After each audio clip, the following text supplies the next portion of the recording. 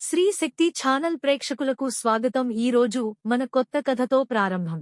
భగవద్గీత మహాభారతము యుద్ధానికి ఆదిలో ఆవిర్భవించింది.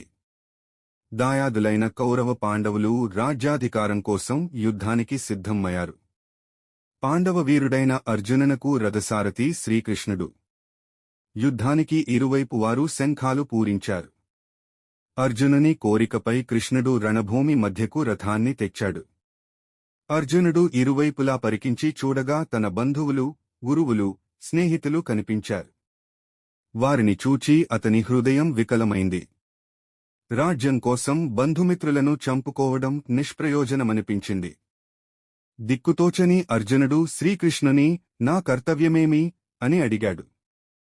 అలా అర్జునునికి అతని రథసారథి శ్రీకృష్ణునికి మధ్య జరిగిన సంవాదమే భగవద్గీత. భగవద్గీత ఉపనిషత్తుల సారమని, గీతాపఠనం కర్తవ్య నిర్వహణకు, పాపహరణకు మార్గమని హిందువుల విశ్వాసం. కర్మయోగము, భక్తి యోగము, జ్ఞానయోగము అనే మూడు జీవన మార్గాలు, భగవంతుని తత్వము, ఆత్మస్వరూపము ఇందులో ముఖ్యాంశములు. భగవద్గీత పాఠ్ 46. శ్లోకాము. కిం తద్బ్రహ్మ కిమధ్యాత్మం కిం కర్మ పురుషోత్తమ అధిభూతం చ కిం ప్రోక్తం అధిదేవం కిముచ్యతే. అర్థము. అర్జునుడు పలికెను, ఓ పురుషోత్తమా! బ్రహ్మ అనగానేమి? అధ్యాత్మము అనగానేమి? కర్మ అనగానేమి? అధిభూతము అని దేనికి పేరు? అధిదేవము అని దేనిని అందురు? శ్లోకాము. అధియజ్ఞః కథం కోపాత్ర దేహేపాస్మిన్ మధుసూదన ప్రయాణకాలే చ కథం జ్ఞేయోపాసి నేతాత్మభ్యః. అర్థము. ఓ మధుసూదన! అధియజ్ఞము అనగానేమి?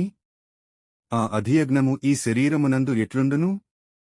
అంత్యకాలమున మనస్సును నిగ్రహము చేసిన యోగులు నిన్నెట్లు తెలుసుకొనగలరు? శ్లోకాము. అక్షరం బ్రహ్మ పరమం స్వభావోపాధ్యాత్మముచ్యతే భూతభావోద్భవకరో విసర్గః కర్మసన్నితః. అర్థము. శ్రీ భగవానుడు పలికెను, బ్రహ్మమనగా సర్వశ్రేష్ఠుడు, శాశ్వతుడు, అధ్యాత్మము అనగా జీవాత్మ, పరమాత్మయందు లీనమైన సకల భూతములను బహిర్గతమునర్చి వాటి ఉత్పత్తి అభ్యుదయములకు కారణమైన చేష్టను అనగా సృష్ట్యాది కర్మలను కర్మమనబడుచున్నది. శ్లోకాము. అధిభూతం క్షరోభావః పురుషశ్చాధిదేవతం అధియజ్ఞోపాహమేవాత్ర దేహే దేహభృతాం వర. అర్థము. ఓ అర్జున! ఉత్పత్తి వినాశశీలములైన పదార్థములు అన్నియును అధిభూతములు అనబడును. హిరణ్మయుడైన పురుషుడు అధిదేవము, దేహధారులలో శ్రేష్ఠుడవైన ఈ శరీరములలో అంతర్యామిగా ఉన్న నేనే వాసుదేవుడనే అధియజ్ఞమును.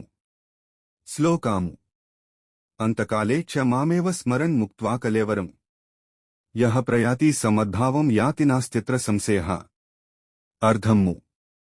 అంత్యకాలమునందైనను నన్నే స్మరించుచూ దేహత్యాగమును చేసినవాడు నన్నే పొందును. ఇందే మాత్రమూ గూఢ సంశయము వలదు. శ్లోకాము. యం యం వాపి స్మరన్ భావం త్యజత్యంతే కలేవరం తం తమేవైతి కౌంతేయ సదా తద్భావభావితః. అర్థము. కౌంతేయ! మనుష్యుడు అవసానదశేందు ఏ ఏ భావములను స్మరించుచు దేహత్యాగము చేయినో అతడు మరుజన్మలో ఆయా స్వరూపములనే పొందుచున్నాడు. శ్లోకాము. తస్మాత్ సర్వేషు కాలేషు మామనుస్మర యుధ్య చ మయ్యర్పిత మనోబుద్ధి మామే వైశ్యస్య సంశయ. అర్థము. కావున ఓ అర్జున! నీవు సర్వదా నన్నే స్మరించుచుండుము. యుద్ధమున కూడా చేయుము. నీ బుద్ధిని మనస్సును నాయందే నిలిపియున్నచో నిజముగా నన్నే పొందెదవు. శ్లోకాము. అభ్యాసయోగయుక్తేన చేతసా నాన్యగామినా పరమం పురుషం దివ్యం యాతి పార్థానుచింతయన్. అర్థము.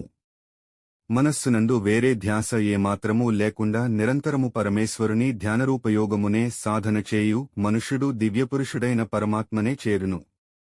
శ్లోకాము. కవిన్ పురాణమనుశాసితారం అణోరణీయాంసమనుస్మరేద్య. అర్థము. సర్వజ్ఞుడును, సనాతనుడును, అందరినీ శాసించువాడును, అణువు కంటెను సూక్ష్మమైన వాడును, సర్వప్రాణులను పోషించువాడును, అచింత్య రూపుడును, సూర్యునివలే నిత్యచేతన ప్రకాశరూపుడును, అజ్ఞానాంధకారమును పారద్రోలువాడును అయిన పరమేశ్వరుని స్మరించు వాడగు. శ్లోకాము. ప్రయాణకాలే మనసాచలేన భక్త్యాయుక్తో యోగబలేన చేవ భ్రువోర్మధ్యే ప్రాణమావేశ్య సమ్యక్ సతం పరం పురుషము పైతి దివ్యం.